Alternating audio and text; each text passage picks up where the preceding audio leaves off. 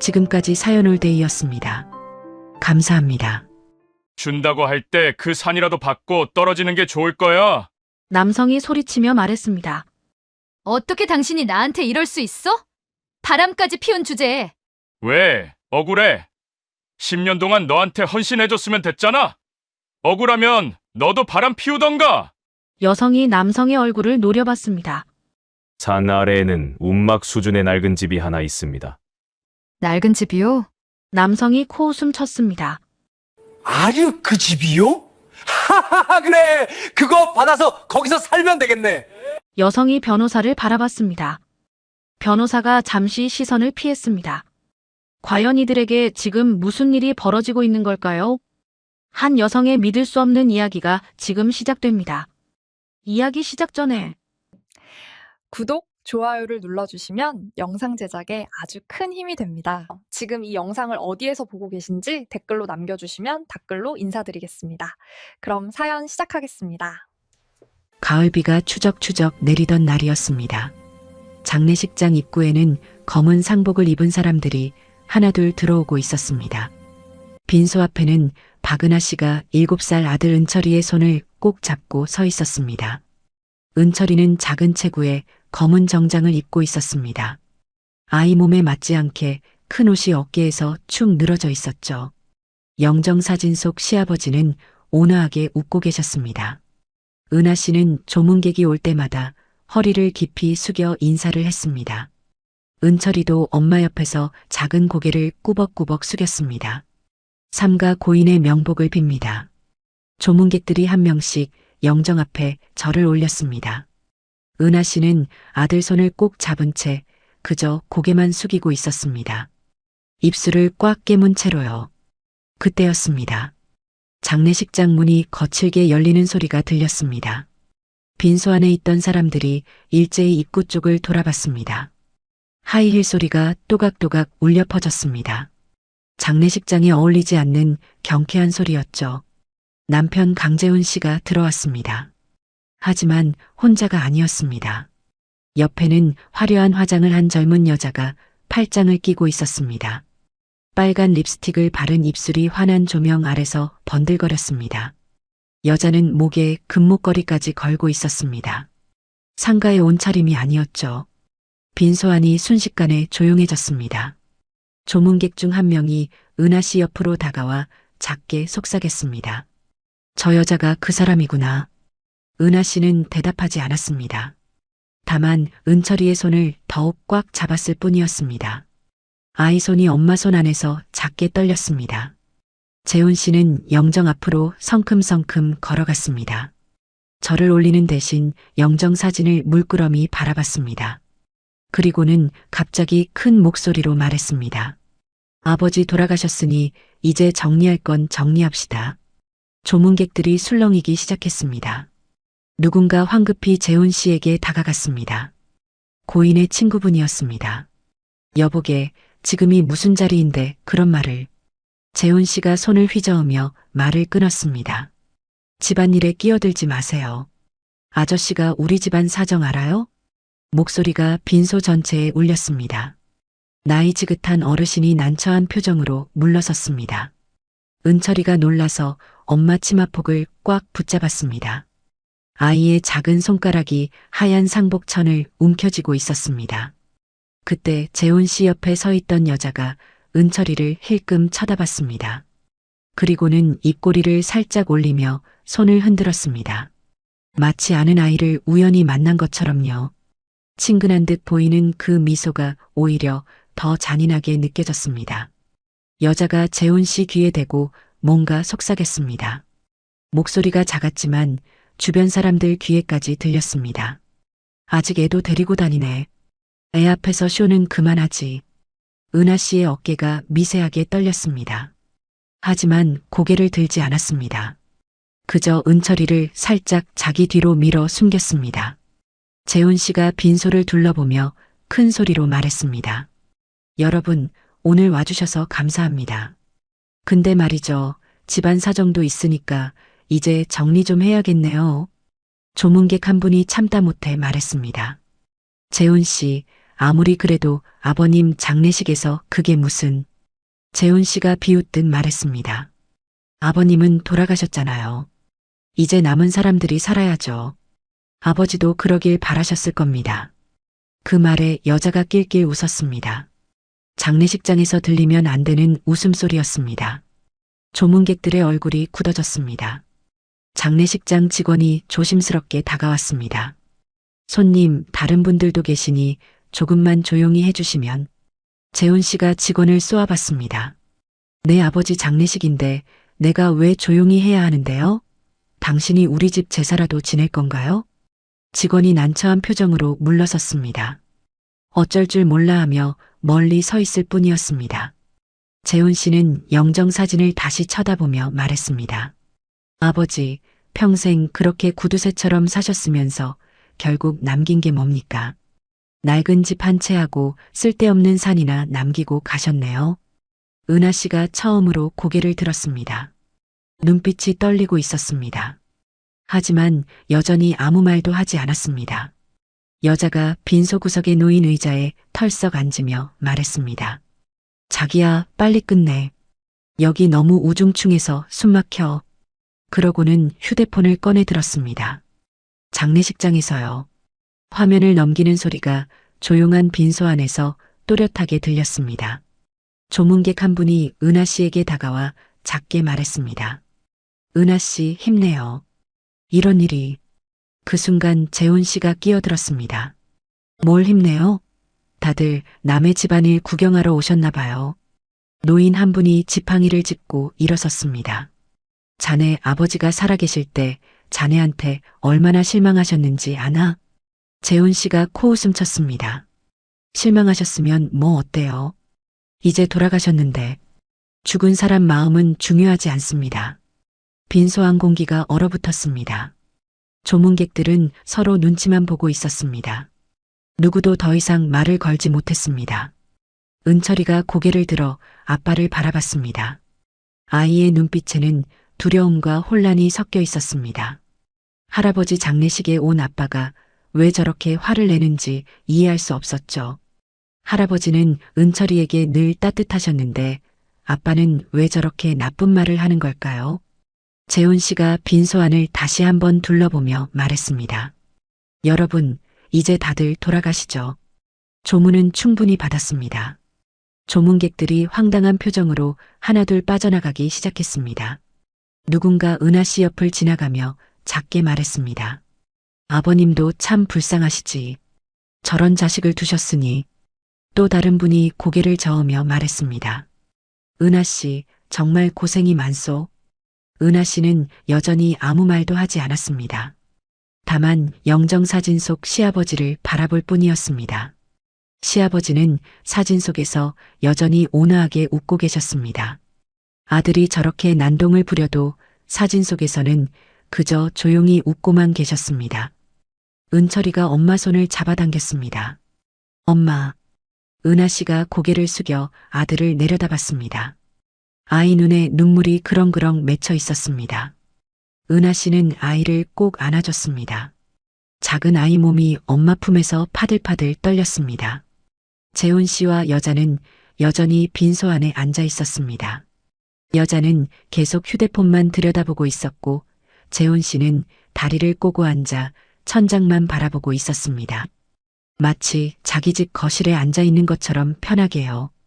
빈소 밖에서는 여전히 가을비가 내리고 있었습니다. 회색 하늘 아래 사람들이 우산을 쓰고 오가고 있었습니다. 장례식장을 나서는 조문객들이 고개를 저으며 수군거렸습니다. 아이고, 저런 자식이 어디 있어. 돌아가신 분이 얼마나 마음 아프실까. 하지만 빈소 안은 무거운 침묵만이 흐르고 있었습니다. 영정사진 속 시아버지만이 빈소를 내려다보고 계셨습니다. 아무 말 없이요. 은하 씨는 은철이를 꼭 안은 채 영정 앞에 서 있었습니다. 아이 어깨가 작게 떨리고 있었습니다. 장례식 마지막 날 저녁이었습니다. 조문객들이 대부분 돌아가고 빈소는 텅 비어 있었습니다. 은하 씨는 은철이와 함께 구석 의자에 앉아 있었습니다. 아이는 엄마 무릎에 머리를 기댄 채 잠이 든 듯 했습니다. 작은 어깨가 규칙적으로 오르내리고 있었죠. 재훈 씨와 그 여자는 빈소 반대편에 앉아 있었습니다. 여자는 여전히 휴대폰을 만지작거리고 있었습니다. 화면 불빛이 여자의 얼굴을 파랗게 비추고 있었어요. 재훈 씨가 일어섰습니다. 양말 신은 발이 바닥을 스치는 소리가 조용한 빈소에 울렸습니다. 은하 씨 쪽으로 걸어왔습니다. 은하 씨가 고개를 들어 남편을 바라봤습니다. 이제 애 앞에서도 숨길 필요 없지.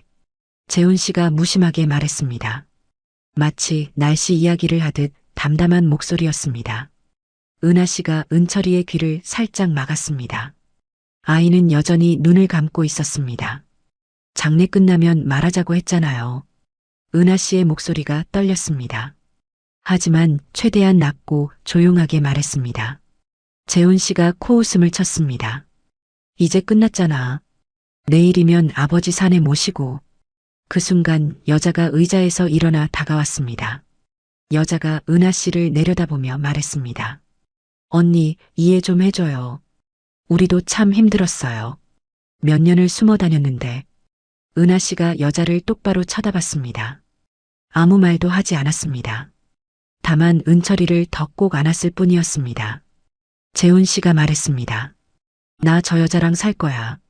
이제 정리할 때 됐어. 은하 씨의 입술이 파르르 떨렸습니다. 하지만 목소리는 놀랍도록 차분했습니다. 은철이는요? 재훈 씨가 잠시 침묵했습니다. 그리고는 고개를 돌리며 말했습니다. 당신이 키워. 난 해보는 거 체질 아니야. 당신도 알잖아. 그 말에 은하 씨가 헛웃음을 흘렸습니다. 웃음인지 울음인지 알 수 없는 소리였습니다. 체질이 아니라고요? 어차피 내가 있어도 당신이 다 키웠잖아. 지금이랑 뭐가 다르겠어. 여자가 거들었습니다. 양육비는 기대하지 마요. 우리도 살아야 하니까.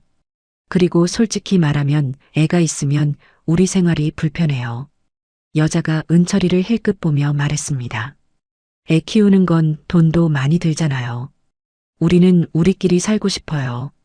은하 씨가 천천히 고개를 들어 여자를 바라봤습니다. 여자는 태연하게 은하 씨와 눈을 마주쳤습니다. 마치 당연한 말을 하는 것처럼요. 재훈 씨가 덧붙였습니다. 그리고 아버지 유산도 별로 없어. 집 한 채에 쓸데없는 산밖에 더 있어. 당신한테 줄 것도 없고. 여자가 낄낄 웃었습니다. 산이라도 받으면 다행이죠. 그거 팔면 당분간은 살 수 있을 텐데. 그때 은철이가 눈을 떴습니다. 아이가 작은 목소리로 물었습니다. 아빠. 재훈 씨가 아이를 내려다봤습니다. 잠시 망설이더니 은철이 머리에 손을 올렸습니다. 그리고는 이마를 한번 쓰다듬었습니다. 어색하고 짧은 손길이었습니다. 아이에게 손을 대본 지 얼마나 오래됐는지 모를 만큼 어색한 동작이었죠. 은철이가 아빠를 올려다보며 물었습니다. 아빠, 나랑 안 살아? 재훈 씨는 대답하지 않았습니다. 그저 손을 거두고 고개를 돌렸습니다. 여자가 끼어들었습니다. 은철아, 너 이제 컸잖아. 엄마랑 둘이 잘 살아야지. 은철이가 여자를 바라봤습니다. 아이 눈에 혼란이 가득했습니다. 여자가 재훈 씨를 돌아보며 말했습니다. 자기야, 우리 이제 가요. 여기 오래 있으니까 답답해. 재훈 씨가 고개를 끄덕였습니다. 그래, 가자. 그리고는 은하 씨를 보며 말했습니다. 내일 장지에서 보자고. 서류는 장례 끝나고 정리하면 돼. 여자가 가방을 집어들며 말했습니다. 참, 집에 있는 내 물건들 버리지 말아요. 나중에 찾으러 갈 테니까. 은하 씨의 손이 떨렸습니다. 집에 그 여자 물건이 있다는 뜻이었습니다. 은철이가 다시 물었습니다. 이번엔 목소리가 더 작았습니다. 아빠, 우리 집에 안 와? 재훈 씨는 여전히 대답하지 않았습니다. 여자가 재훈 씨 팔을 잡으며 말했습니다. 애가 자꾸 뭘 물어보네. 귀찮게. 빨리 가요. 두 사람이 빈소를 나섰습니다. 복도로 나가는 순간 여자가 신발을 신는 소리가 들렸습니다. 하이힐 굽이 바닥을 또각또각 두드리는 소리가 복도에 울렸습니다. 은하 씨는 의자에 앉은 채 그 소리를 들을 수밖에 없었습니다. 복도를 걸어가는 발소리가 점점 멀어졌습니다. 그리고는 누군가 웃는 소리가 희미하게 들렸습니다. 재훈 씨와 여자가 뭔가 이야기를 나누며 웃고 있는 모양이었습니다. 은철이가 다시 물었습니다. 이번엔 울먹이는 목소리였습니다. 엄마, 내가 뭘 잘못했어? 은하 씨는 아무 말도 할 수 없었습니다. 목구멍에 뭔가 걸린 것 같았습니다. 그저 아이를 더 꼭 끌어안았습니다. 은철이의 작은 손이 엄마 옷깃을 잡았습니다. 나 아빠한테 잘할게. 그럼 아빠 올 거야? 은하 씨가 고개를 저었습니다. 눈물이 쏟아질 것 같았지만 꾹 참았습니다. 아니야, 은철이 잘못 없어. 하나도 없어. 은하 씨가 영정사진 속 시아버지를 바라봤습니다. 시아버지는 여전히 온화하게 웃고 계셨습니다. 은하 씨가 작게 속삭였습니다.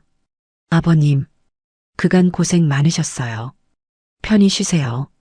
더 이상 참을 수 없었는지 아이가 엄마 품에서 작게 흐느끼기 시작했습니다. 소리를 내지 않으려고 애쓰는 게 느껴졌습니다. 작은 몸이 떨리고 있었어요. 은하 씨는 은철이를 안은 채 그대로 앉아 있었습니다. 상주로서 빈소를 비울 수 없었습니다. 아무리 힘들어도 아이가 울어도 이 자리를 지켜야 했습니다. 복도에서 들리던 소리도 완전히 사라졌습니다. 재훈 씨와 여자가 완전히 떠난 모양이었습니다. 빈소는 다시 조용해졌습니다. 영정사진 속 시아버지만이 두 모자를 내려다보고 계셨습니다. 은하 씨는 아이를 꼭 안은 채 눈을 감았습니다.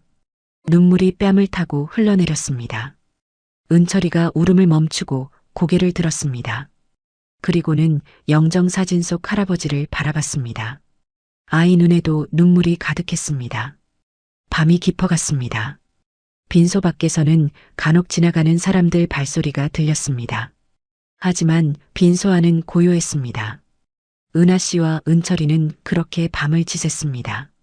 서로를 꼭 아는 채로요. 영정사진 속 시아버지가 두 사람을 지켜보고 있었습니다. 장례를 마친 다음 날이었습니다. 은하 씨는 은철이 손을 잡고 집으로 돌아왔습니다. 아파트 현관문을 여는데 손이 떨렸습니다. 문을 열자마자 낯선 향수 냄새가 코를 찔렀습니다. 달콤하면서도 자극적인 냄새였어요. 은하 씨가 쓰던 향수가 아니었습니다. 은철이가 코를 찡그렸습니다. 엄마, 이상한 냄새나. 은하 씨는 대답하지 않았습니다. 신발을 벗고 집 안으로 들어갔습니다. 거실 소파에는 긴 머리카락이 떨어져 있었습니다. 은하 씨는 짧은 단발머리였습니다. 화장대 위에는 은하 씨 것이 아닌 립스틱이 놓여 있었습니다. 빨간색이었죠. 은하 씨가 화장실로 갔습니다. 세면대에는 낯선 화장품들이 놓여 있었습니다. 그 여자가 이 집에서 씻고 화장을 하고 살았다는 뜻이었습니다. 아마도 은하 씨가 시아버지 병원에 있을 때였겠죠. 은하 씨는 아무 말 없이 그 화장품들을 쓰레기 봉투에 담았습니다. 하나하나 집어 던지는 손길이 거칠었습니다. 거실로 돌아오니 식탁 위에 서류 봉투가 놓여 있었습니다. 흰색 봉투였습니다. 은하 씨가 봉투를 집어들었습니다. 무거웠습니다. 봉투를 뜯어 서류를 꺼냈습니다. 맨 위에 큰 글씨로 이혼합의서라고 적혀 있었습니다. 은하 씨가 서류를 한 장 한 장 넘겼습니다. 재산 분할 내용이 나왔습니다. 집은 남편 명의였습니다. 아파트도 차도 예금도 모두 남편 명의였습니다. 은하 씨 이름으로 된 재산은 단 한 줄뿐이었습니다. 배우자 못 없음. 결혼한 지 10년이 넘었는데 은하 씨 앞으로 된 재산이 하나도 없었습니다. 통장도 카드도 집 지분도 없었습니다. 모든 게 남편 명의로 되어 있었던 거였죠. 은하 씨 손이 떨렸습니다. 서류가 바닥으로 떨어졌습니다. 그때 현관문이 열렸습니다. 남편 재훈 씨가 들어왔습니다. 혼자였습니다. 오늘은 그 여자와 함께 오지 않았나 봅니다. 재훈 씨가 바닥에 떨어진 서류를 보며 말했습니다. 서류 봤어? 빨리 서명해. 나도 바쁘거든. 은하 씨가 서류를 주워들고 물었습니다. 제 이름으로 된 게 하나도 없는데요. 재훈 씨가 어깨를 으쓱했습니다. 원래 다 내 명의였잖아. 당신도 알고 있었을 거 아니야. 은하 씨가 참았던 감정이 터져 나왔습니다. 당신이 바람을 피웠는데 제가 아무것도 못 받는 게 말이 되나요? 재훈 씨가 눈살을 찌푸렸습니다. 바람? 그게 바람이야? 우리 관계는 진심이야. 진심이요? 아이 아빠가 다른 여자랑 집에서 살림 차린 게 진심이라고요? 은하 씨 목소리가 떨렸습니다. 분노였는지 슬픔이었는지 알 수 없었습니다. 재훈 씨가 비웃듯 말했습니다. 당신이 뭘 해줬는데? 집에서 애나 보고 있으면서 제가 애를 봤으니까 당신이 밖에서 일할 수 있었던 거잖아요. 은하 씨가 처음으로 목소리를 높였습니다. 재훈 씨가 놀란 표정을 지었습니다. 은하 씨가 이렇게 화를 내는 모습은 처음 봤던 거였죠. 당신 아버님 병원도 제가 다 다녔어요. 당신은 한 번도 안 왔잖아요. 그러면서 이제 와서 재산도 안 주고 아이도 안 키우겠다고요? 재훈 씨가 짜증스럽게 말했습니다. 그래서 뭘 어쩌자는 거야? 은하 씨가 서류를 집어들었습니다. 위자료 청구할 거예요. 그리고 그 여자한테 상간녀 소송도 걸 겁니다. 재훈 씨 얼굴이 굳었습니다. 뭐? 상간녀 소송? 당신이 결혼한 남자라는 걸 알면서도 관계를 맺었잖아요. 저한테 얼마나 피해를 줬는데요. 재훈 씨가 코웃음을 쳤습니다. 당신이 그걸 증명할 수 있어? 변호사 비용도 없으면서 증명 못할 것 같아요? 장례식장에서 팔짱 끼고 온 것도 다들 봤고 우리 집에 그 여자 물건들도 여기저기 있는데요. 은하 씨가 쓰레기 봉투를 들어 보였습니다. 그 여자 화장품들이 들어 있었습니다. 이것들 다 증거예요. 사진도 찍어뒀고요. 재훈 씨 표정이 변했습니다. 야, 괜히 일 크게 만들지 마라. 조용히 정리하는 게 서로 좋잖아. 조용히요? 당신이 아버님 장례식장에서 그 여자 데리고 와서 난동 피울 땐 조용히 하라고 안 했나요? 은하 씨 목소리가 높아졌습니다. 방에 있던 은철이가 문을 살짝 열고 바깥을 내다봤습니다. 재훈 씨가 한숨을 쉬었습니다. 그래서 네가 원하는 게 뭔데? 제가 10년 동안 이 집에서 살았어요. 집 절반은 제 거예요. 그리고 은하 씨가 입술을 깨물었습니다. 은철이 키우는 데 드는 돈도 당신이 책임져야죠. 그때 은철이가 방에서 나왔습니다. 아빠를 보자 얼굴이 환해졌습니다. 아빠, 은철이가 달려갔습니다. 하지만 재훈 씨는 한 걸음 물러섰습니다. 아빠 지금 바빠. 은철이가 멈춰섰습니다. 아이 얼굴에 미소가 사라졌습니다. 아빤 왜 집에 안 와? 재훈 씨가 은하 씨를 돌아봤습니다. 은하 씨에게 말하라는 듯한 눈빛이었습니다. 은하 씨는 입을 열 수 없었습니다. 재훈 씨가 은철이를 내려다보며 말했습니다. 아빠는 이제 여기 안 살아. 너는 엄마랑 살아야 해. 은철이가 고개를 가웃거렸습니다. 왜요? 아빠 어디 가요? 아빠는 다른 데 가서 살 거야. 나도 같이 가면 안 돼요? 재훈 씨가 한숨을 쉬었습니다. 안 돼. 너는 엄마랑 있어야지. 은철이 눈에 눈물이 맺혔습니다. 아빠, 나 잘할게. 말 잘 들을게. 재훈 씨가 고개를 돌렸습니다. 은철이 얼굴을 보지 않으려는 듯 했습니다. 여보, 변호사 통해서 다시 연락하자. 그리고는 현관문 쪽으로 걸어갔습니다. 은철이가 뒤따라갔습니다. 아빠. 하지만 재훈 씨는 돌아보지 않았습니다. 신발을 신고 문을 열었습니다. 문이 닫혔습니다. 철컥 소리가 집안에 울렸습니다. 은철이가 문 앞에 서서 손잡이를 잡았습니다.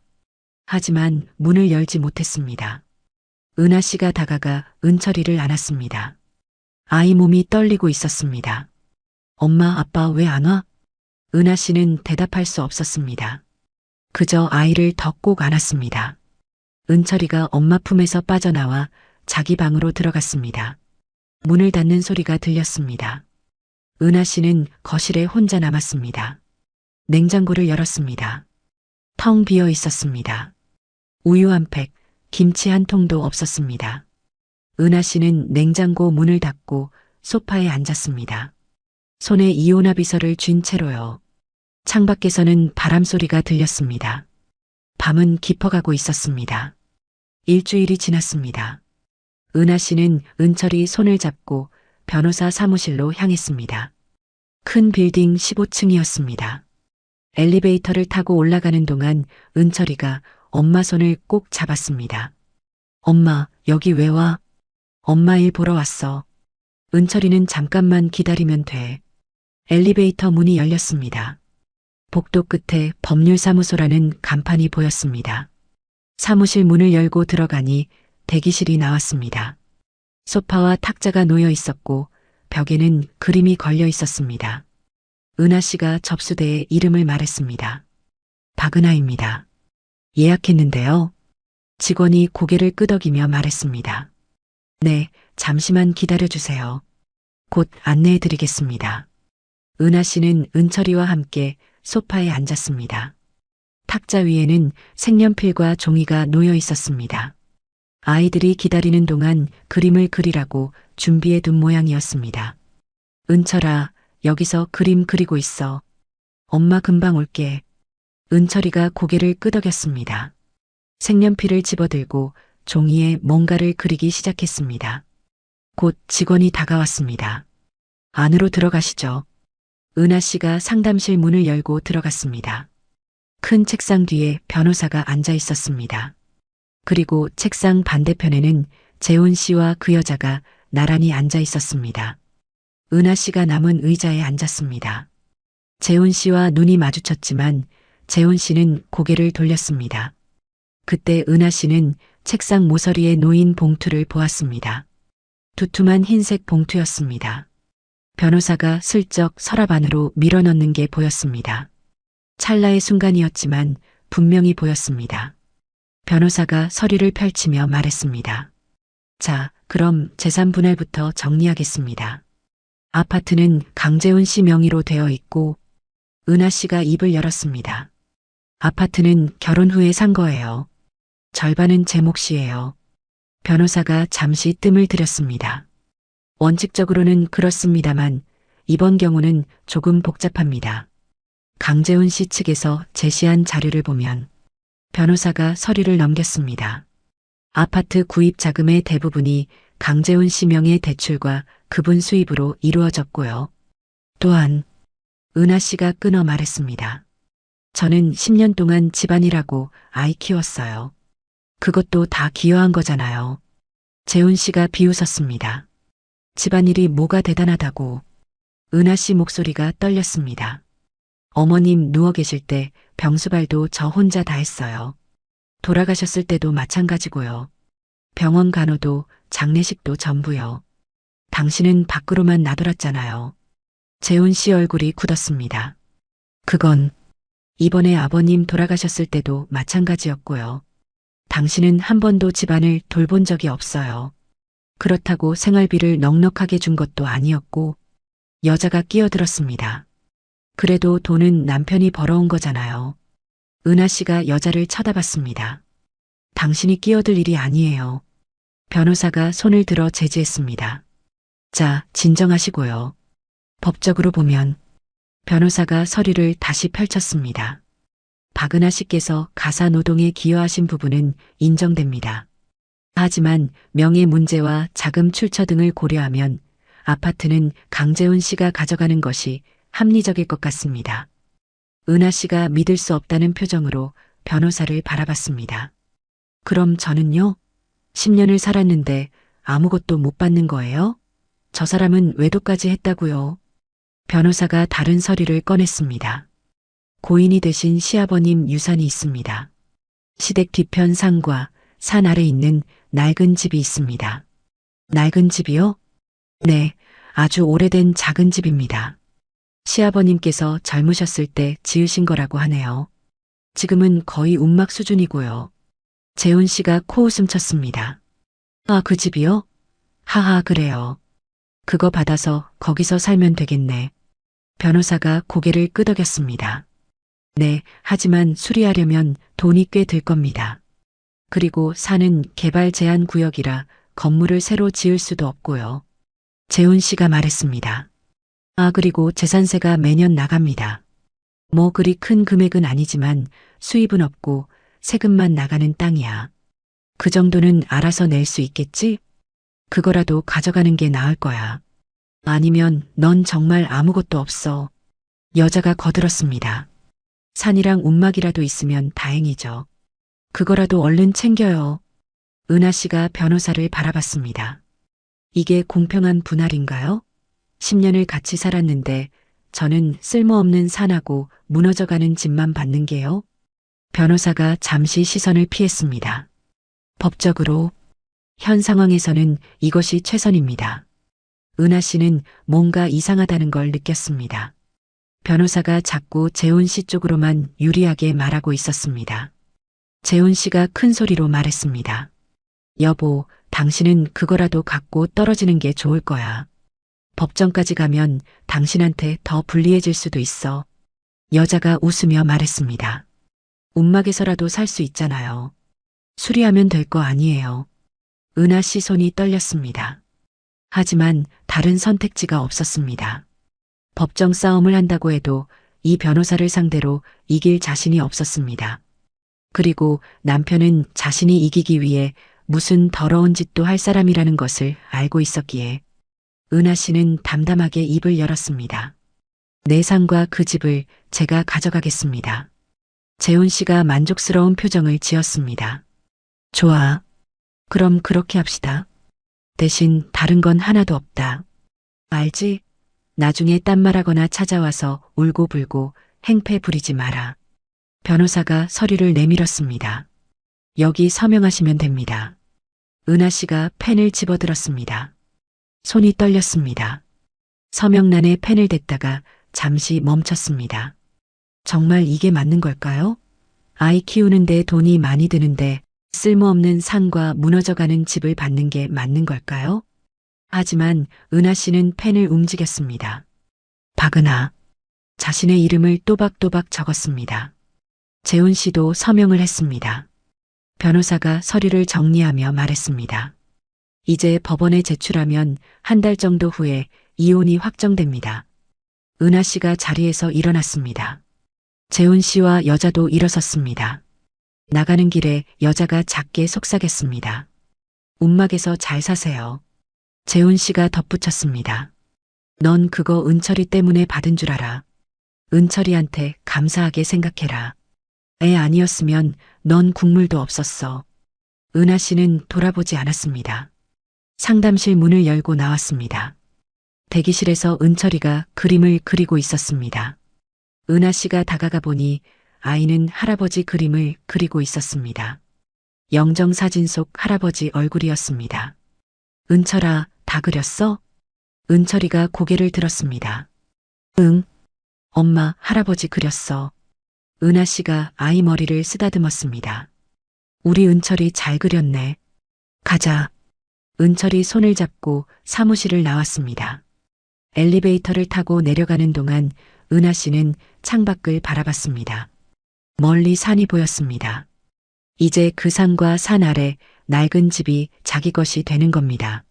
쓸모없다고, 세금만 나간다고 모두가 말하는 그것들이요. 하지만 은하 씨는 왠지 모르게 마음 한구석이 편안했습니다. 시아버지가 평생 지키셨던 그 산을 이제 자기가 지키게 되는 것 같았습니다. 3년이 흘렀습니다.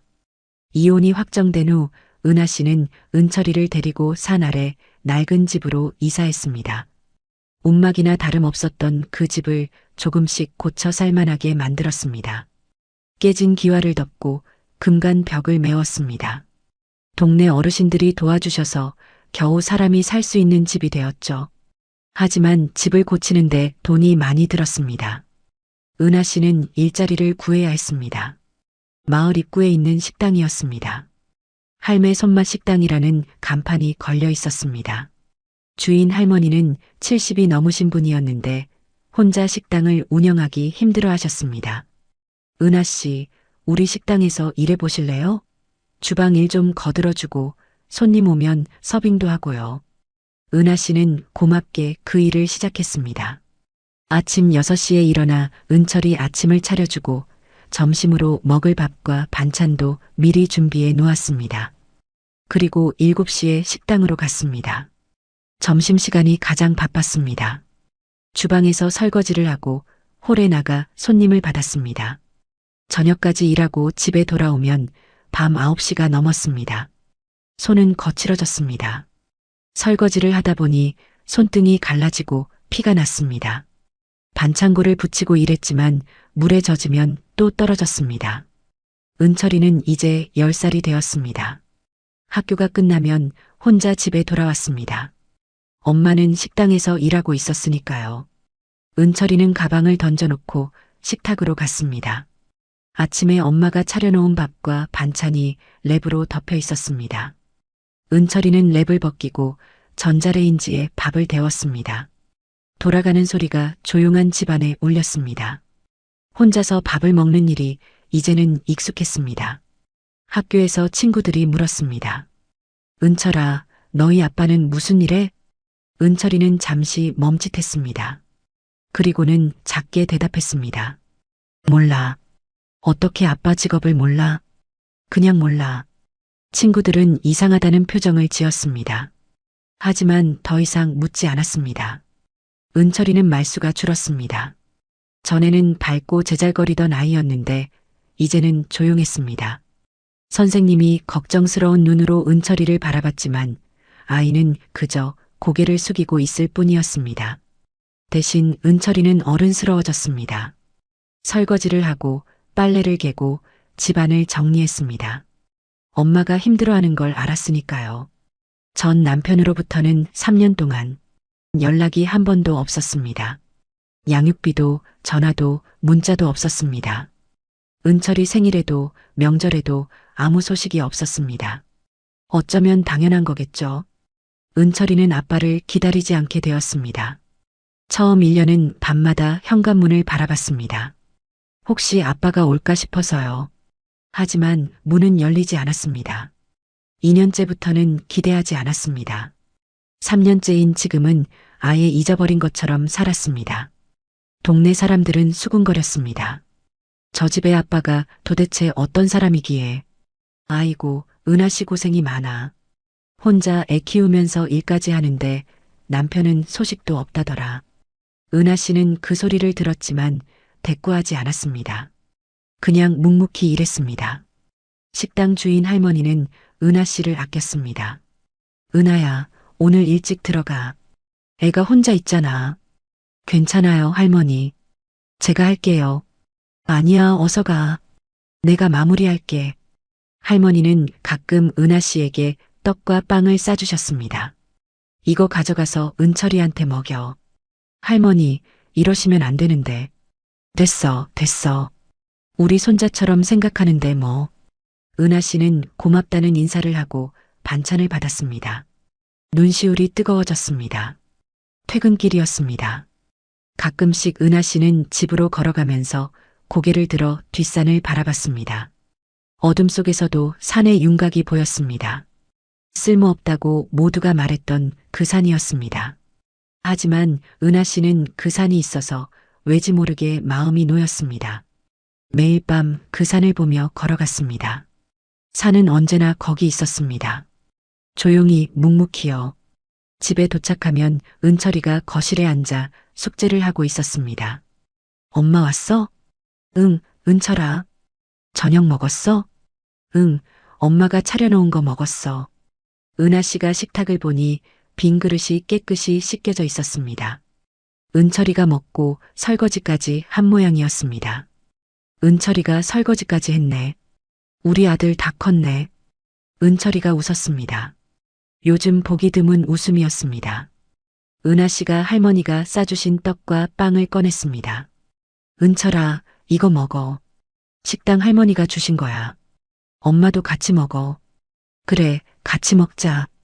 두 사람은 식탁에 마주 앉았습니다. 할머니께서 주신 떡과 빵을 먹으며 하루 이야기를 나눴습니다. 오늘 학교에서 뭐 했어? 그냥 공부했어. 친구들이랑은 잘 놀았어? 응. 대답은 짧았지만 은하 씨는 만족했습니다. 아이가 밥을 먹고 있고 웃을 수 있고 학교에 다니고 있으니까요. 밤이 되었습니다. 은철이는 방에서 잠들었고 은하 씨는 거실에 앉아 창밖을 바라봤습니다. 어둠 속에서 산의 윤곽이 희미하게 보였습니다. 3년을 이렇게 살아왔습니다. 하루하루가 힘들었지만 포기하지 않았습니다. 은철이가 있었으니까요. 그렇게 또 하루가 지나갔습니다. 그렇게 또 몇 달이 흘러서 여름이 왔습니다. 장마철이었습니다. 비가 며칠째 내리고 있었습니다. 아침부터 회색 하늘에서 빗줄기가 끊임없이 쏟아졌습니다. 은하 씨는 아침 6시에 일어나 은철이 아침 준비를 했습니다. 밥을 짓고 계란을 부치고 김치를 꺼내 놓았습니다. 점심으로 먹을 도시락도 싸서 식탁에 올려놨습니다. 은철아, 일어나. 학교 가야지. 은철이가 방에서 나왔습니다. 머리가 헝클어진 채였습니다. 엄마, 비 많이 오네. 그러게. 우산 꼭 챙겨야 해. 은철이가 밥을 먹는 동안 은하 씨는 우산을 챙겨줬습니다. 신발도 확인했습니다.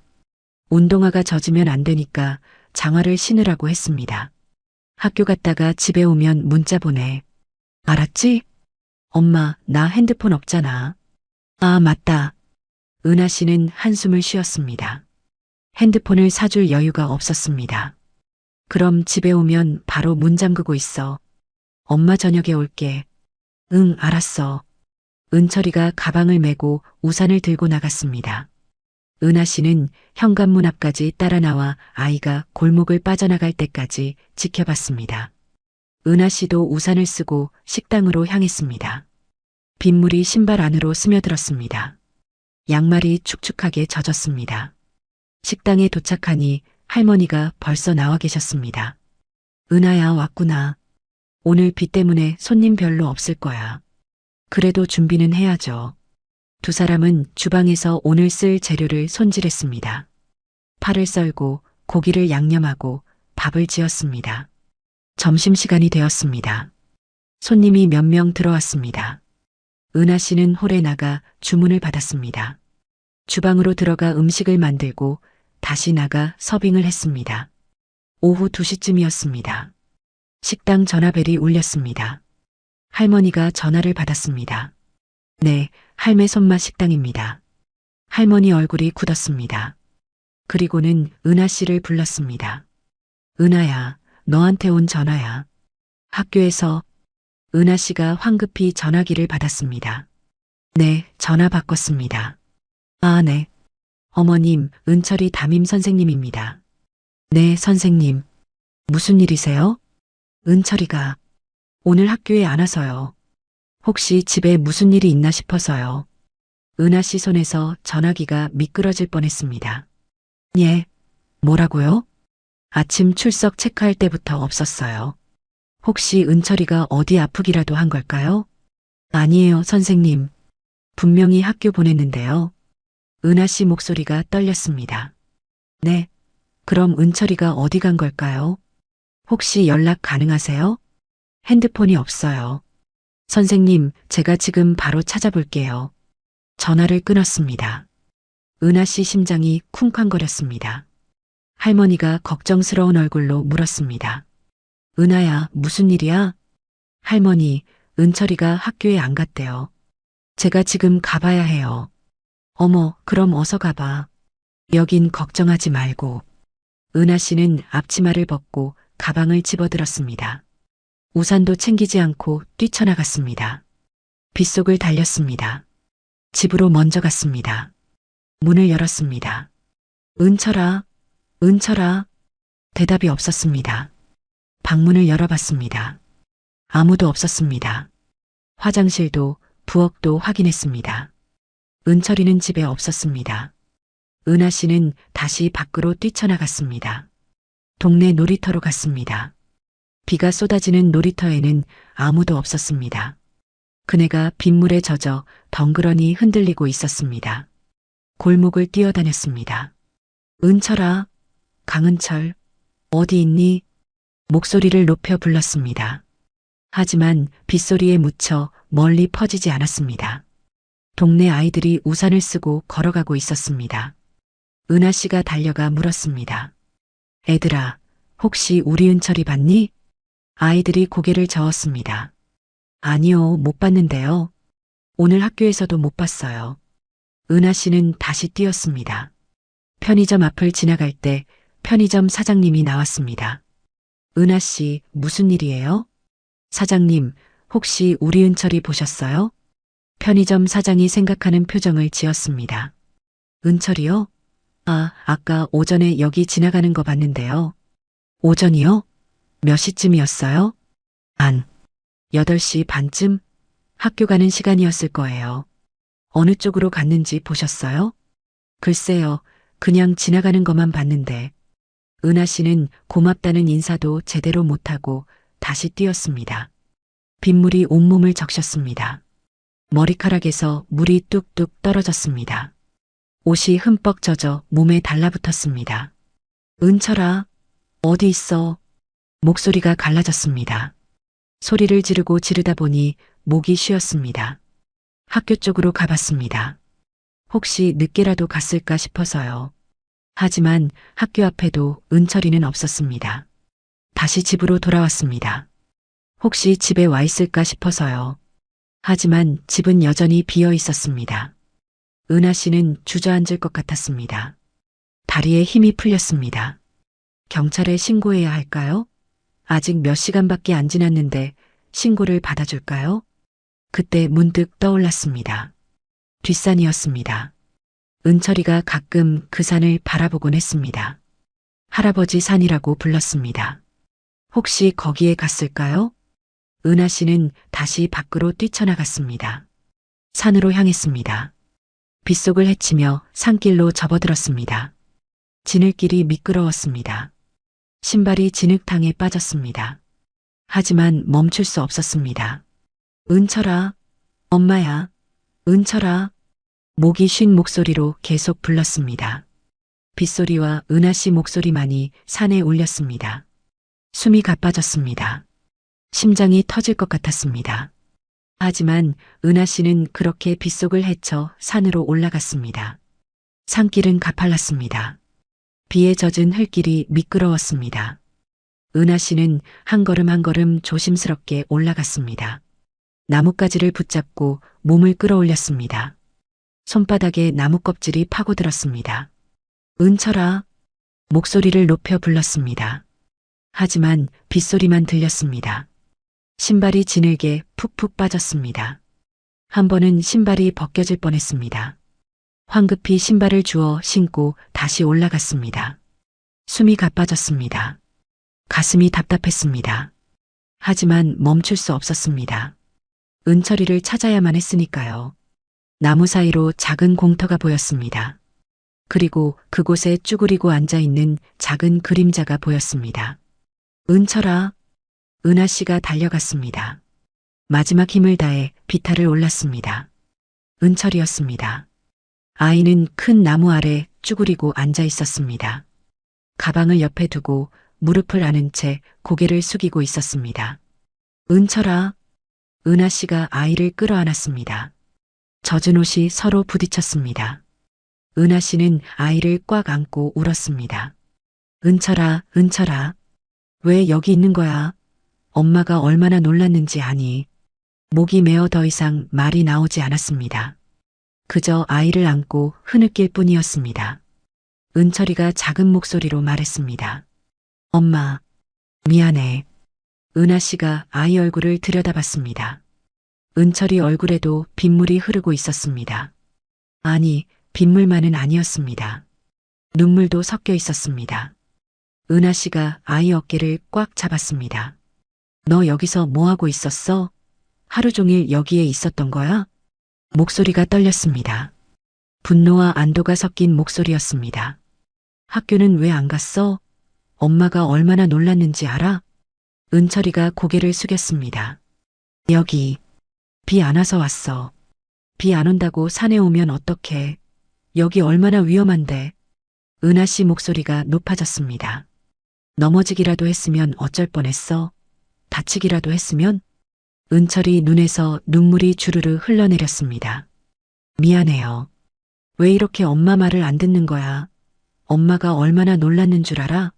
학교에서 전화 받고 엄마 심장이 얼마나 내려앉았는지 아냐고? 은하 씨가 아이를 똑바로 바라보며 말했습니다. 엄마 혼자 널 키우고 있잖아. 내가 다치기라도 하면 엄마는 어떡하라고 그래. 은철이가 흐느끼기 시작했습니다. 엄마, 정말 미안해요. 눈물이 뚝뚝 떨어졌습니다. 그냥 할아버지 생각나서 여기 오면 할아버지 만날 것 같았어요. 은하 씨 가슴이 먹먹해졌습니다. 하지만 혼내는 걸 멈출 수 없었습니다. 그래도 말을 하고 와야지. 엄마한테 한마디도 안 하고 왜 혼자 왔어? 왜 이렇게 엄마 속을 썩히는 거니 왜? 은하 씨는 눈물을 흘리며 다그쳤습니다. 미안해요. 엄마. 은철이가 울면서 엄마 옷깃을 붙잡았습니다. 다시는 안 그럴게요. 정말 미안해요. 은철이 손에 작은 돌멩이가 쥐어져 있었습니다. 빗물에 젖어 반들반들했습니다. 할아버지 생각에 주운 돌이었겠죠. 은하 씨가 한숨을 쉬었습니다. 아이를 다시 한번 꼭 안았습니다. 다음부터는 절대로 말없이 어디 가면 안 돼. 알았지? 응. 흑. 알았어요. 은철이가 눈물을 훔치며 고개를 끄덕였습니다. 은하 씨가 은철이 옷을 만져봤습니다. 젖어 있긴 했지만 흠뻑 젖은 정도는 아니었습니다. 정말 이곳에는 비가 별로 안 왔나 봅니다. 자, 일어나자. 집에 가서 옷 갈아입어야지. 은철이가 일어났습니다. 아직도 눈물이 뺨에 흐르고 있었습니다. 은하 씨가 아이 가방을 들어줬습니다. 두 사람은 손을 잡고 산을 내려갔습니다. 집에 도착했습니다. 은철이를 따뜻한 물로 씻기고 마른 옷으로 갈아입혔습니다. 그리고 따뜻한 차를 끓여 마시게 했습니다. 은철이는 여전히 눈이 빨갛게 부어 있었습니다. 내일은 꼭 학교 가야 해. 알았지? 응. 엄마, 정말 미안해. 은하 씨가 아이 머리를 쓰다듬었습니다. 엄마가 혼낸 건 내가 다칠까봐 그런 거야. 알지? 응. 근데 은철이는 왜 갑자기 할아버지가 보고 싶었을까? 나도 모르겠어. 거기 가면 할아버지가 있을 것 같았어. 그래. 엄마도 할아버지가 많이 보고 싶구나. 다음번에 또 할아버지가 보고 싶을 땐 엄마한테 말해줘. 엄마랑 같이 보러 가게. 알겠지? 응, 엄마. 다음 날 아침이 되었습니다. 비가 그쳤습니다. 햇빛이 구름 사이로 비쳤습니다. 은하 씨는 6시에 일어나 은철이 아침을 준비했습니다. 은철아, 일어나. 학교 가야지. 은철이가 방에서 나왔습니다. 엄마, 오늘은 꼭 갈게. 그래, 우리 은철이 착하네. 아침을 먹이고 학교에 보냈습니다. 은철이가 가방을 메고 나가는 모습을 현관에서 지켜봤습니다. 골목을 빠져나갈 때까지 확인했습니다. 은하 씨는 시계를 봤습니다. 아직 8시였습니다. 식당 출근 시간까지 2시간이 남았습니다. 문득 어제 은철이가 앉아있던 그곳이 떠올랐습니다. 왜 그곳만 비가 안 왔을까요? 자꾸 신경이 쓰였습니다. 은하 씨는 결심했습니다. 짧게라도 다녀와야겠다고요. 손전등을 챙기고 산으로 향했습니다. 어제 올랐던 그 길을 다시 올라갔습니다. 날이 밝으니 길이 보였습니다. 나무 사이로 공터가 나타났습니다. 은철이가 앉아있던 자리였습니다. 땅을 살펴봤습니다. 낙엽과 흙이 쌓여 있었습니다. 은하 씨가 손으로 낙엽을 치웠습니다. 흙을 조금씩 걷어냈습니다. 그때 손에 뭔가 딱딱한 것이 닿았습니다. 평평한 돌이었습니다. 은하 씨가 더 많이 흙을 걷어냈습니다. 사각형 모양이 드러났습니다. 그리고 한쪽 구석에 움푹 들어간 부분이 있었습니다. 손잡이처럼 보였습니다. 은하 씨 손이 떨렸습니다. 이게 뭘까요? 왜 이런 게 여기 있는 걸까요? 시계를 봤습니다. 식당에 가야 할 시간이었습니다. 낙엽으로 다시 덮고 주변 나무에 표시를 했습니다. 오늘은 일하는 동안 머릿속에는 자꾸 그 사각형 돌이 떠올랐습니다. 저녁에 퇴근해서 집으로 돌아왔습니다. 은철이와 저녁을 먹고 아이를 재웠습니다. 거실 식탁에 앉아 시아버지 영정 사진을 꺼내봤습니다. 사진 속 시아버지는 온화하게 웃고 계셨습니다. 문득 떠올랐습니다. 시아버지가 병원 침대에서 하신 말씀이요. 산은 꼭 지켜야 한다. 절대로 팔지 마라. 치매가 있으셨던 시아버지의 말씀이라 그 당시에는 대수롭지 않게 듣고 흘러넘겼습니다. 이 산에 정말 뭔가 있는 걸까? 은하 씨가 중얼거렸습니다. 시아버지는 알고 계셨던 겁니다. 이 산에 뭔가 있다는 걸요. 아버님, 제가 찾은 게 그거 맞나요? 사진 속 시아버지는 여전히 웃고만 계셨습니다. 창밖으로 어두운 산이 보였습니다. 저 산 어딘가에 시아버지가 평생 지켜온 뭔가가 있을 겁니다. 며칠이 지났습니다. 은하 씨는 그날 산에서 봤던 그 자리가 머릿속에서 계속 맴돌았습니다. 그곳이 과연 무엇일까? 그렇게 머릿속에서 떠나지 않고 계속 생각나던 산속 그 장소를 생각하고 있었습니다. 어느 일요일 오전 은하 씨는 결심을 했습니다. 그날은 식당이 쉬는 날이었고 은철이는 친구 집에서 놀기로 했습니다. 친구 어머니가 데려가겠다고 하셨습니다. 은철아, 엄마가 잠깐 볼일 보고 올게. 친구네 집에서 잘 놀고 있어. 응, 엄마. 어디가? 응, 잠깐 어디 좀 다녀올 곳이 있어. 은하 씨는 손전등과 휴대폰을 챙겼습니다. 그리고 산으로 향했습니다. 날씨가 맑았습니다. 햇빛이 나뭇잎 사이로 반짝였습니다. 산길을 오르는 동안 새소리가 들렸습니다. 공터에 도착했습니다. 은하 씨가 표시해둔 나무가 보였습니다. 그 앞으로 가서 낙엽을 걷어냈습니다. 사각형 돌면이 다시 드러났습니다. 손잡이도 보였습니다. 은하 씨가 손잡이를 잡았습니다. 차가웠습니다. 힘을 주어 당겼습니다. 하지만 움직이지 않았습니다. 다시 한번 힘을 주었습니다. 이번엔 조금 움직였습니다. 뿌드득 소리가 났습니다. 온 힘을 다해 당겼습니다. 돌판이 천천히 들어 올려졌습니다. 무거웠지만 계속 잡아당겼습니다. 문이 열렸습니다. 시원한 공기가 밖으로 나왔습니다. 아래를 들여다봤습니다. 어둠뿐이었습니다. 은하 씨가 손전등을 켰습니다. 빛을 아래로 비췄습니다. 계단이 보였습니다. 좁은 돌계단이었습니다. 심호흡을 했습니다. 그리고 조심스럽게 계단에 발을 디뎠습니다. 한 계단, 두 계단, 세 계단. 천천히 내려갔습니다. 손전등 불빛만이 앞을 비쳤습니다. 10계단쯤 내려가니 평평한 바닥이 나왔습니다. 지하 공간이었습니다. 손전등을 사방으로 비췄습니다. 작은 방이었습니다. 천장은 낮았고 벽은 콘크리트로 되어 있었습니다. 구석에 나무 상자들이 쌓여 있었습니다. 먼지가 두껍게 쌓여 있었습니다. 은하 씨 심장이 빠르게 뛰었습니다. 손이 떨렸습니다. 상자 하나를 향해 손을 뻗었습니다. 뚜껑이 뻑뻑했습니다. 힘을 주어 열었습니다. 먼지가 풀썩 날렸습니다. 안에 오래된 책이 들어 있었습니다. 어머, 은하 씨가 작게 소리를 냈습니다. 한지로 만든 책이었습니다. 표지에 한자가 빼곡히 적혀 있었습니다. 종이가 누렇게 변했지만 상태는 좋았습니다. 손이 더 떨렸습니다. 다른 상자를 열어봤습니다. 이번엔 도자기가 들어 있었습니다. 천으로 조심스럽게 감싸져 있었습니다. 천을 벗기니 하얀색 백자가 드러났습니다. 달빛처럼 은은한 색이었습니다. 이게 다 뭐지? 은하 씨가 중얼거렸습니다. 또 다른 상자를 열었습니다. 족자가 말려 있었습니다. 조심스럽게 조금 펼쳐보니 그림이 그려진 비단이었습니다. 산수화였습니다. 다리에 힘이 풀렸습니다. 바닥에 주저앉았습니다. 손전등을 들고 있던 손이 떨려서 불빛이 흔들렸습니다.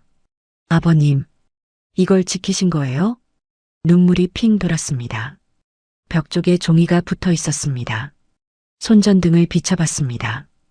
붓글씨로 쓰인 글자들이었습니다. 1950년 6월. 날짜가 적혀 있었습니다. 그 아래에 더 작은 글씨로 뭔가 적혀 있었습니다. 은하 씨가 가까이 다가가 읽어봤습니다. 전쟁이 나서 이것들을 지키기 위해 이곳에 숨깁니다. 마을 사람들과 함께 지킬 것입니다. 후손을 위해 보존합니다. 시아버지 필체였습니다. 아버님, 아버님. 은하 씨가 울먹이며 벽에 글을 쓰다듬었습니다. 70년도 더 전에 쓰신 글이었습니다. 시아버지가 젊으셨을 때 직접 쓰신 거였죠. 이걸 지키신 거구나. 평생을. 은하 씨는 휴대폰을 꺼내 사진을 찍었습니다. 상자들을, 물건들을, 벽에 붙은 글을 모두 찍었습니다. 손이 떨려서 사진이 흔들렸지만 계속 찍었습니다. 한참을 그렇게 앉아 있었습니다. 그리고 조심스럽게 계단을 올라왔습니다. 밖으로 나와 문을 닫았습니다. 집으로 돌아와 컴퓨터를 켰습니다. 인터넷을 검색했습니다. 대학교 홈페이지를 찾아봤습니다. 역사학과 교수님들 연락처가 나왔습니다. 한 분께 이메일을 보냈습니다. 이틀 후 답장이 왔습니다. 매우 중요한 발견일 수 있습니다. 직접 뵙고 싶습니다. 은하 씨는 교수님과 만날 약속을 잡았습니다. 토요일 교수님이 마을로 오셨습니다. 60대쯤 되어 보이는 남자분이었습니다. 은발에 안경을 쓰고 계셨습니다. 안녕하세요, 박은하 씨. 전화로 말씀하신 그곳으로 안내해 주시겠습니까? 네, 교수님. 이쪽으로 오세요. 두 사람은 산을 올랐습니다. 공터에 도착해 문을 열었습니다. 교수님이 계단을 내려가 지하 공간을 살펴봤습니다. 상자를 하나하나 확인했습니다. 돋보기를 꺼내 책을 들여다봤습니다. 한참을 살펴보던 교수님이 말했습니다. 이건 대단한 겁니다. 정말 대단해요. 교수님 목소리가 떨렸습니다. 이 책들은 조선시대 고서입니다. 도자기도 고려시대 것으로 보입니다. 이렇게 보존 상태가 좋은 건 정말 드물어요. 그럼 이것들을 어떻게 해야 할까요? 나라에 기증을 해야 하나요? 은하 씨가 떨리는 목소리로 물었습니다. 교수님이 더 자세히 살펴보더니 말했습니다. 전문가들이 정확하게 평가해야겠지만 이 정도 규모와 상태라면 전체 가치가 200억 원은 좋게 넘을 것 같습니다. 네, 200억이요? 은하 씨가 놀라 되물었습니다. 네, 일단 매장문화재 발견 신고라는 것을 하셔야 합니다. 예전엔 문화재청이었지만 지금은 국가유산청으로 바뀌었으니 그곳에 연락해서 절차를 밟으시면 됩니다. 그리고 기증이라는 것은 소유권을 증명할 수 있는 경우에 가능한데 지금 박은하 씨의 경우 발견된 유물이 가문의 전래품이거나 조상대대로 내려온 것이 아니라 오랫동안 땅속에 묻혀있던 유물의 발견에 해당되니 기증이 아니라 매장문화재 발견 신고를 하시는 게 맞습니다. 그럼 저는 박은하 씨는 토지 소유자이자 발견자시니까 감정가의 최대 50%까지 보상금을 받으실 수 있습니다. 정확한 금액은 평가 후에 결정되겠지만요. 은하 씨는 숨이 막혔습니다. 200억의 50%라면 100억이었습니다. 제가 도와드릴게요. 제대로 된 절차를 밟으셔야 합니다. 은하 씨는 너무나 놀라서 그대로 얼어버렸습니다. 시아버님이 지키라고 했던 것에 대한 보상이 이것이었을까요? 네. 감사합니다, 교수님. 은하 씨는 이 상황이 당황스러웠습니다. 그날 저녁 은철이에게 말했습니다. 은철아, 할아버지가 지키신 게 뭔지 알아? 뭔데? 아주 귀한 옛날 물건들이야. 할아버지가 전쟁 중에 숨겨서 지키신 거래. 은철이 눈이 커졌습니다. 우리도 지켜야 해? 은하 씨가 아이를 안으며 말했습니다. 이젠 나라가 지켜줄 거야. 박물관에 가면 모두가 볼 수 있게 될 거고 할아버지가 지킨 거니까 좋은 일이네. 은하 씨가 은철이 머리를 쓰다듬었습니다. 근데 말이야, 은철아. 엄마가 그걸 찾을 수 있었던 건 내 덕분이야. 내 덕분? 응. 내가 그날 비 피하러 그곳에 갔잖아. 그래서 엄마가 그곳을 알게 된 거야. 은철이가 고개를 갸웃했습니다. 그럼 은하 씨가 웃으며 말했습니다. 할아버지께서 그날 은철이를 그곳으로 인도하신 것 같아. 엄마한테 알려주시려고. 은철이가 환하게 웃었습니다. 정말? 할아버지가? 그래. 할아버지가 우리를 도와주신 거야. 은하 씨는 매일 밤 시아버지 사진 앞에 앉았습니다. 아버님, 제가 잘하고 있는 거죠? 사진 속 시아버지는 여전히 온화하게 웃고 계셨습니다. 매장 문화재 발견 신고 절차가 시작되었습니다. 문화재청 직원들이 산에 올라가 유물을 확인했습니다. 전문가들이 여럿 와서 하나하나 조사했습니다. 신문 기자들도 찾아왔습니다. 6.25 전쟁 중 숨겨진 문화재 발견. 보존 상태 양호한 고려조선시대 유물 대거 출토. 신문에 큰 기사가 났습니다. 마을에 소문이 퍼졌습니다. 은하 내 집 뒷산에서 대단한 거 나왔대. 전쟁 때 숨겨둔 보물이라던데. 시아버지가 평생 지키신 거래. 한 달 후 정식 감정 결과가 나왔습니다. 교수님이 전화를 하셨습니다. 박은하 씨 감정 결과가 나왔습니다. 얼마로 나왔나요? 놀라지 마세요. 500억입니다. 500억, 허허. 정말 대단해요. 은하 씨가 숨을 멈췄습니다. 500억요? 네, 처음 예상했던 것보다 훨씬 높게 나왔습니다. 일부 유물들이 국보급으로 평가되었거든요. 그럼 제가 받는 건 250억 원입니다. 토지 소유자이자 발견자이시니 50% 받으시는 겁니다. 세금 제외하고요. 전화를 끊고 은하 씨는 한참을 멍하니 앉아 있었습니다. 250억이라는 돈은 상상할 수조차 없는 금액이었습니다. 뉴스에도 나왔습니다. 발견자에게 250억 원 보상금 지급 예정. 동네 사람들의 시선이 완전히 달라졌습니다. 안쓰러워하던 눈빛이 부러움과 존경이 섞인 눈빛으로 바뀌었습니다. 은하 씨는 여전히 식당에서 일했습니다. 아직 보상금을 받지 않았고 받는다 해도 당분간은 조용히 지내고 싶었습니다. 그러던 어느 날이었습니다. 저녁 6시쯤이었습니다. 식당에 손님이 몇 명 있었습니다. 은하 씨는 주방에서 설거지를 하고 있었습니다. 식당 문이 거칠게 열렸습니다. 전 남편 재훈 씨였습니다. 3년 만에 보는 모습이었습니다. 머리는 헝클어져 있었고 수염도 깎지 않아 덥수룩했습니다. 옷도 구겨져 있었습니다. 예전의 말끔한 모습은 어디에도 없었습니다. 주방에서 설거지하던 은하 씨가 고개를 들었습니다. 재훈 씨와 눈이 마주쳤습니다. 재훈 씨가 식당 안으로 들어왔습니다. 비틀거리며 걸었습니다. 술 냄새가 풍겼습니다. 박은하. 목소리가 거칠었습니다. 안에 있던 사람들 모두가 놀랐습니다. 은하 씨가 놀라며 앞치마를 벗고 홀로 뛰어나왔습니다. 무슨 일이에요? 차갑게 물었습니다. 재훈 씨가 빈 테이블에 털썩 앉았습니다. 야, 나 돈 좀 줘봐. 뉴스 봤어. 500억이라며? 은하 씨가 눈살을 찌푸렸습니다. 갑자기 무슨 소리예요? 그리고 그게 당신이랑 무슨 상관이에요? 상관 있지. 그게 내 아버지가 지킨 거잖아. 목소리가 높아졌습니다. 그러니까 당연히 내 몫이 있는 거야. 절반은 내 거라고.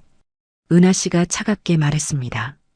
산은 이혼할 때 제가 받았어요. 법적으로 제 거예요. 당신 거 아니에요. 재훈 씨가 테이블을 손바닥으로 탁 쳤습니다. 손님들이 놀라 쳐다봤습니다. 말도 안 돼. 내 아버지 유산인데 왜 내가 다 가져가. 그때 당신이 쓸모없다고 한 거 잊었어요? 세금만 나간다고 비웃었잖아요. 그건 그거고 이건 이거잖아. 재훈 씨가 벌떡 일어났습니다. 250억이야. 절반만 줘도 125억이잖아.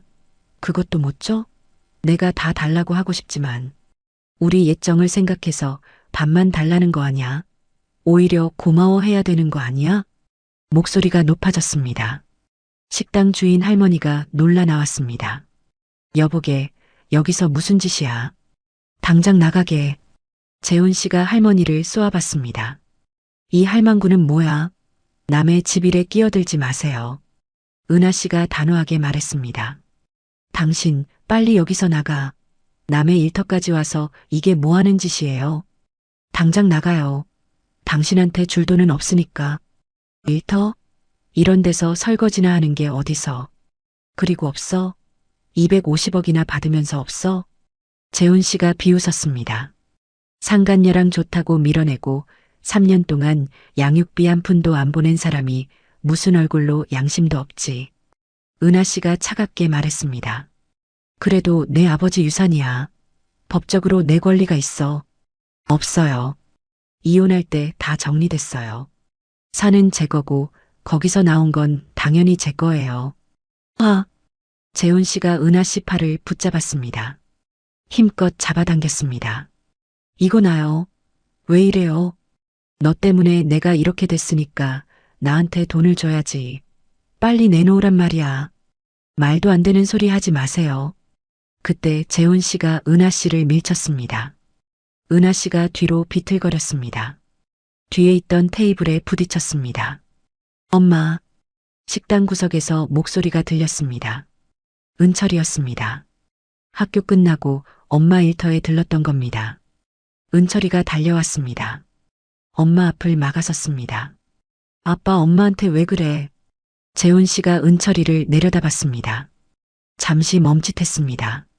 이 자식이 비켜 임마. 이건 어른들 일이야. 안 돼. 엄마 때리면 안 돼.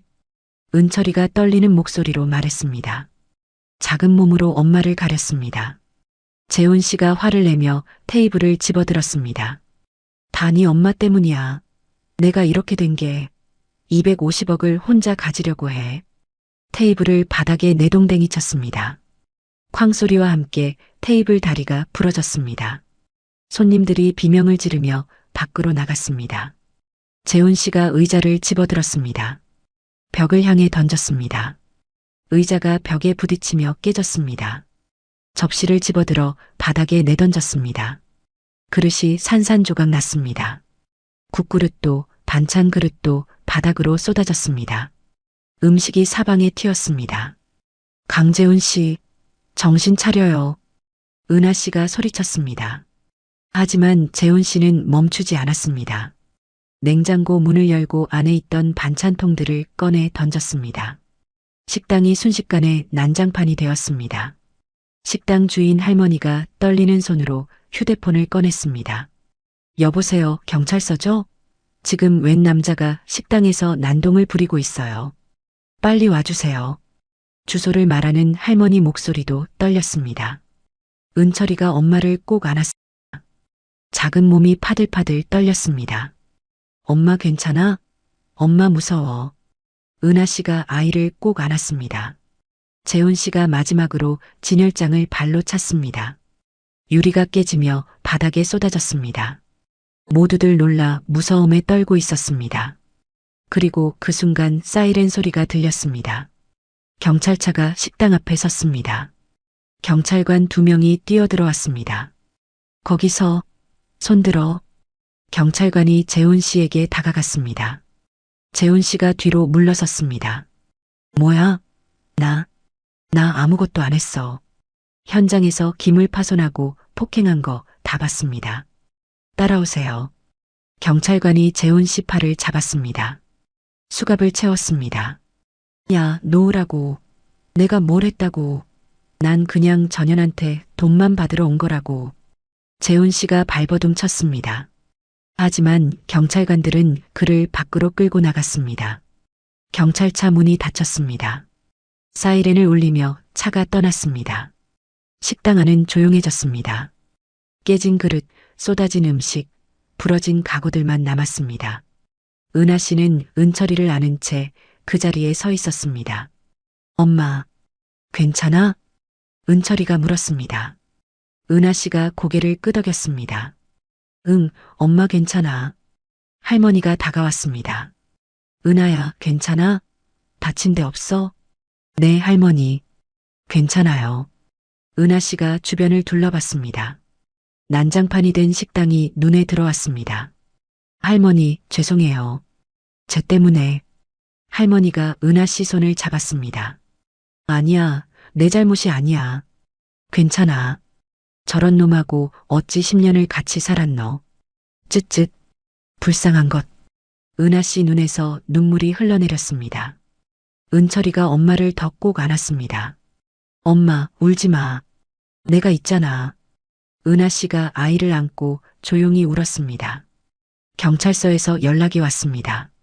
재훈 씨는 폭행과 기물파손 혐의로 조사를 받았습니다. 식당 주인 할머니와 은하 씨가 피해자로 진술했습니다. 목격자도 여럿 있었습니다. 은하 씨는 병원에 갔습니다. 밀쳐져서 팔에 멍이 들었습니다. 의사 선생님이 진단서를 써주셨습니다. 다행히 큰 부상은 아닙니다. 일주일 정도 지나면 나아질 거예요. 감사합니다, 선생님. 집으로 돌아와 은철이와 함께 저녁을 먹었습니다. 아이는 말이 없었습니다. 오늘 본 일이 충격이었나 봅니다. 은철아, 괜찮아? 응. 엄마, 아빠 감옥에 가? 은하 씨가 아이 손을 잡았습니다. 그건 모르겠어. 근데 은철아, 아빠가 잘못한 건 맞아. 응. 알아. 엄마 때리면 안 되는 거지. 은철이가 고개를 끄덕였습니다. 며칠 후 식당 할머니가 전화를 하셨습니다. 은하야, 괜찮으니 천천히 쉬어. 식당은 내가 먼저 정리할게. 할머니, 제가 가서 도와드릴게요. 아니야, 내 팔도 다쳤는데.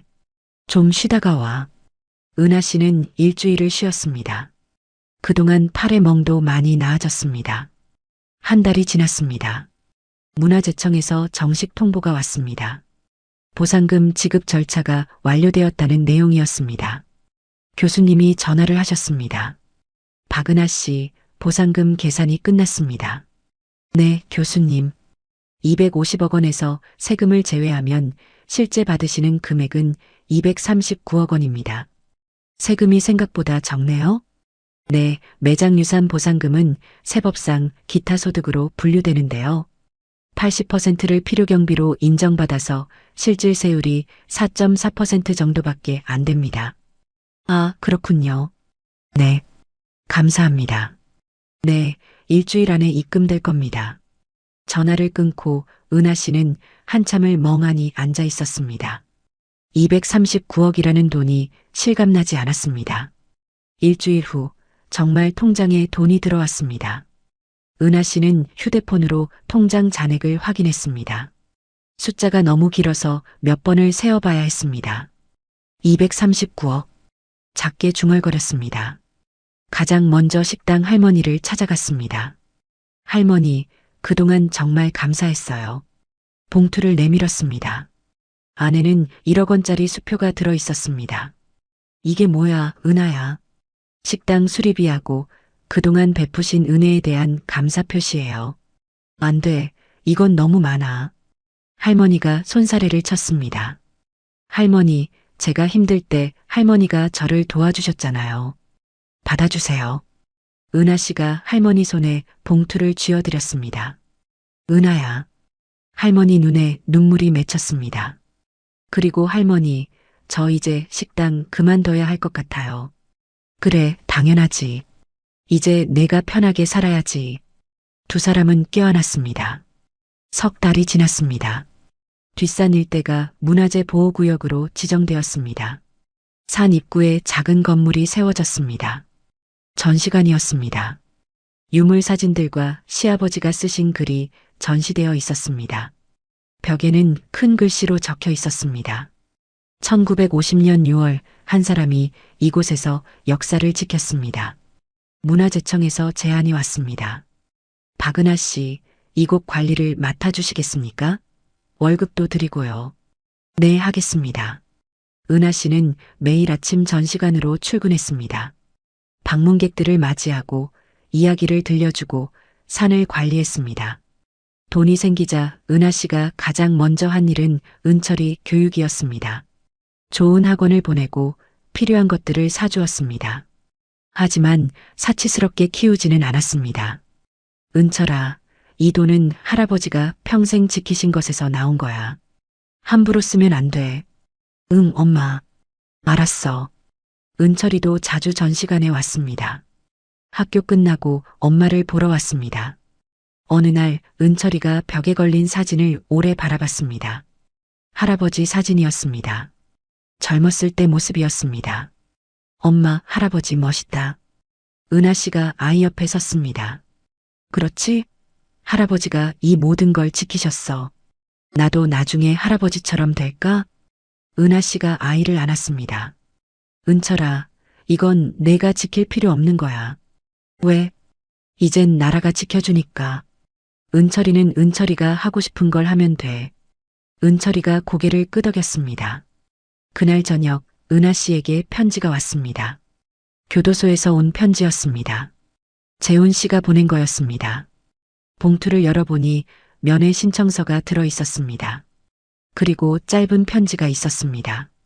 은하 씨, 한 번만 면회 와주십시오. 할 말이 있습니다. 돈 이야기가 아닙니다. 은하 씨는 편지를 접었습니다. 그리고 서랍에 넣었습니다. 답장을 쓰지 않았습니다. 면회도 가지 않았습니다. 더 이상 할 말이 없었습니다. 1년이 지났습니다. 은하 씨는 산 근처에 작지만 따뜻한 집을 샀습니다. 은철이 방도 넓게 만들어주고 작은 정원도 가꾸었습니다. 재훈 씨는 징역 1년을 선고받고 복역 중이었습니다. 은하 씨에게 여러 번 편지를 보냈지만 은하 씨는 한 번도 답장하지 않았습니다. 주말이었습니다. 은하 씨와 은철이는 산에 올라갔습니다. 문화재가 있던 그 자리는 이제 보호 펜스로 둘러싸여 있었습니다. 하지만 그 주변 산길은 여전히 열려 있었습니다. 은철이가 산길을 뛰어다녔습니다. 나무 사이를 누비며 웃었습니다.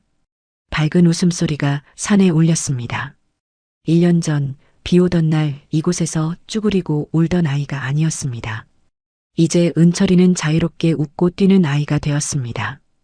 은하 씨는 나무 그늘에 앉아 아이를 바라봤습니다. 조용히 중얼거렸습니다. 아버님, 저희 정말 잘 살고 있어요. 은철이도 잘 크고 있고요. 바람이 나뭇잎을 흔들었습니다. 마치 대답하는 것처럼요. 지킨 사람만이 남았습니다. 은하 씨가 다시 말했습니다. 아이를 버린 아버지는 감옥에 갔습니다. 아이를 지킨 어머니는 희망의 미래로 갔습니다. 시아버지가 평생 지킨 산은 오늘도 그 자리에 있었습니다. 조용히 묵묵히요. 그리고 그 산 아래에는 은하 씨와 은철이가 있었습니다. 서로를 지키며 함께 살아가고 있었습니다. 은철이가 달려왔습니다. 엄마, 저기 새 봤어. 진짜 예뻤어. 화난 얼굴이었습니다. 은하 씨가 아이를 안았습니다. 그래, 우리 은철이 좋은 거 봤네. 두 사람은 함께 웃었습니다. 산 위에서 들려오는 새소리, 바람소리, 그리고 모녀의 웃음소리가 어우러졌습니다. 시아버지가 지킨 산은 이제 은하 씨와 은철이를 지켜주고 있었습니다. 쓸모없다고 비웃었던 그 산이 세금만 나간다고 조롱했던 그 땅이 결국 이 모녀를 구했습니다. 아니, 처음부터 시아버지는 알고 계셨던 걸지도 모릅니다. 이 산이 언젠가 진짜 가족을 지켜줄 거라는 걸요. 그렇게 새로운 시작이 이어지고 있었습니다. 햇빛이 나뭇잎 사이로 반짝였습니다. 아름다운 날이었습니다. 오늘 준비한 따뜻한 반전 이야기 재미있게 들으셨나요? 쓸모없다고 비웃던 산이 결국 은하와 은철이를 구했듯이 지금 여러분 곁에 있는 소중한 것들의 진짜 가치는 시간이 지나야 알게 됩니다. 당장은 힘들고 보잘것없어 보여도 묵묵히 지키고 버티는 그 시간들이 언젠가 여러분을 지켜줄 겁니다. 아이를 버린 아버지는 감옥으로, 아이를 지킨 어머니는 미래로 갔습니다. 결국 최고의 승리는 나를 아프게 한 사람들보다 더 행복하게 잘 사는 거 아닐까요? 힘든 시간을 견디고 계신 모든 분들, 여러분도 은하처럼 언젠가 환한 빛을 만나실 겁니다. 이야기가 마음에 드셨다면 좋아요와 구독 부탁드리고요. 어떤 부분이 가장 인상 깊었는지 댓글로 나눠주세요. 지금까지 사연올데이였습니다. 감사합니다.